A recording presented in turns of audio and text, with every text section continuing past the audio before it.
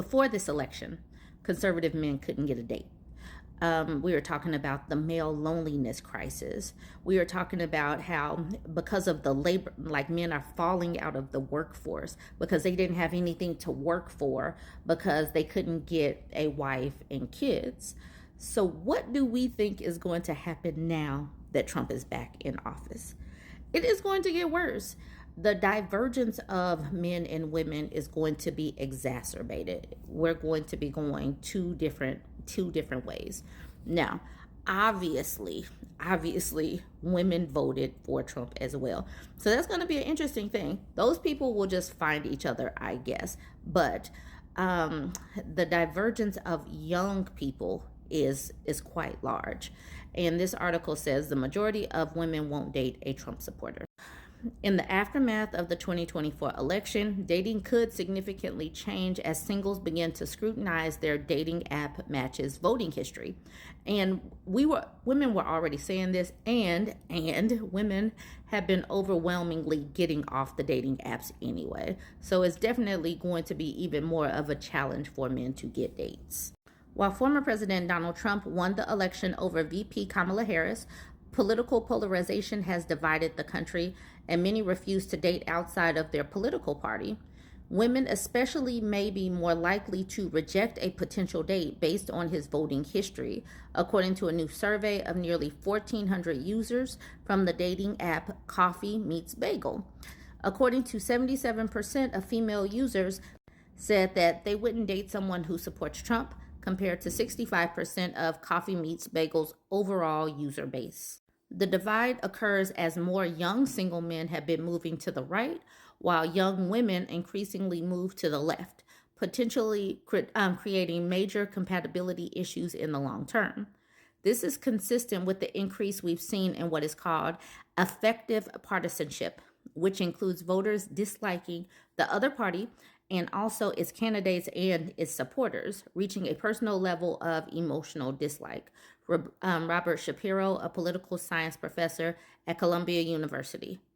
It is related to the finding that people have reported in surveys that they would oppose their children marrying someone of another party, more opposed than marrying someone of another race. Altogether, 72% of Coffee Meets Bagels users said political alignment is at least somewhat important when choosing a partner, and 69% said they would filter matches based on political alignment if possible. Even once a relationship has already started, politics can cause significant issues in what might otherwise be a healthy relationship. More than 4 out of 5, 83% of users said they would consider ending a relationship because of different political beliefs. Women's reproductive issues were a major factor, with 31% saying it would be a deal breaker if their partner had a different view on abortion. Generally, left-leaning singles were more likely to prioritize political alignment than conservatives.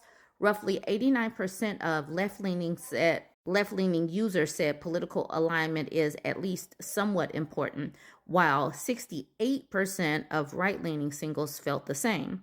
And 40% of left daters outright refused to date someone with different political beliefs, more than double the 17% of the right daters who said the same. Generational shifts also played a major role.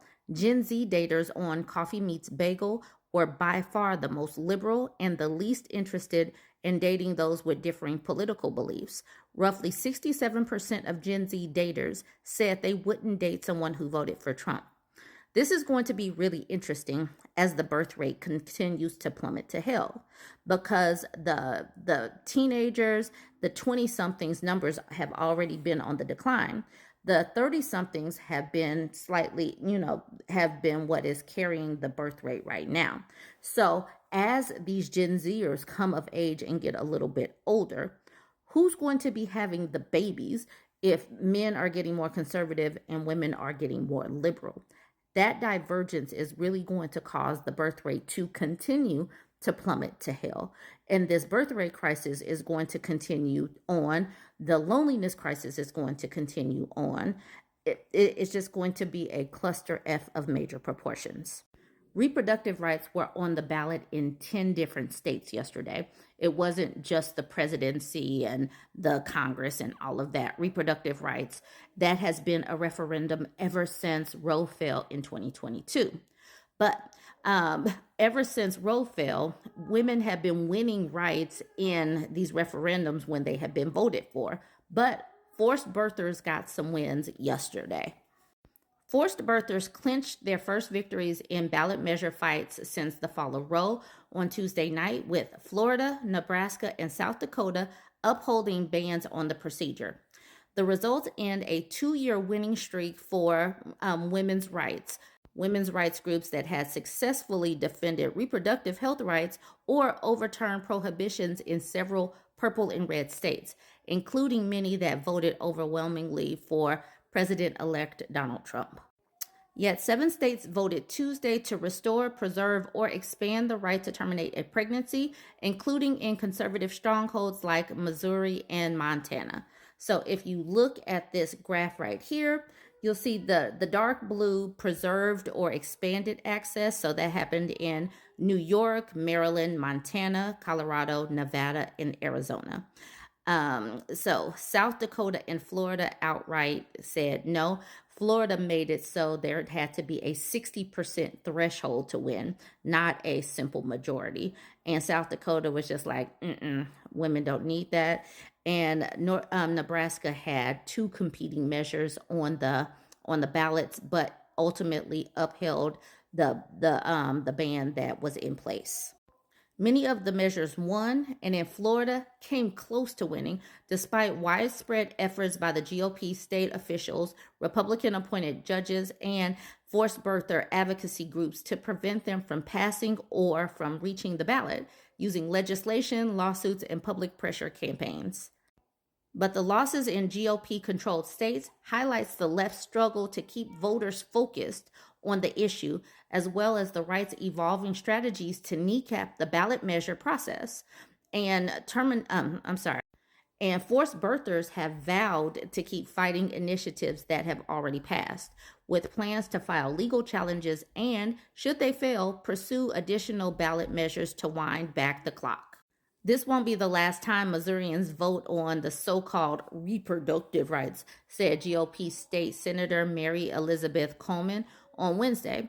I will do everything in my power to ensure that vote happens. Here are the results remaking the post-war Roe landscape. I'm not going to read through all of this because here's the map, and I've already told y'all what was on the map. Montana, which is a red state, Nevada, which is a red state, it just went for Trump, Arizona, Colorado, New York, Maryland, and Missouri passed legislation. Florida, which hit over 50%, 57% said that they wanted women to have the right to terminate a pregnancy, but since it didn't hit the 60, it was a no-go.